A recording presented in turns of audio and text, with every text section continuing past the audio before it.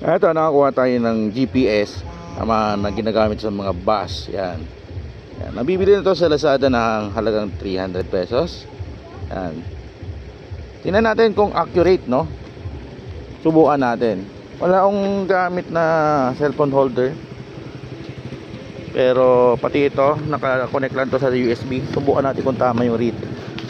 Okay. Kasi natin ha. 0. Steady ko. Mapapansin ninyo, iba na reading. Iba na. Ngayon, hinto tayo.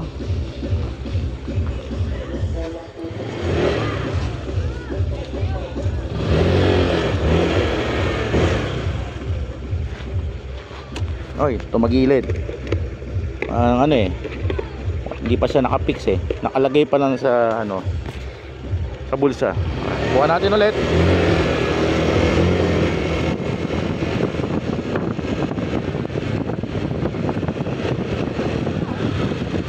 Ayun.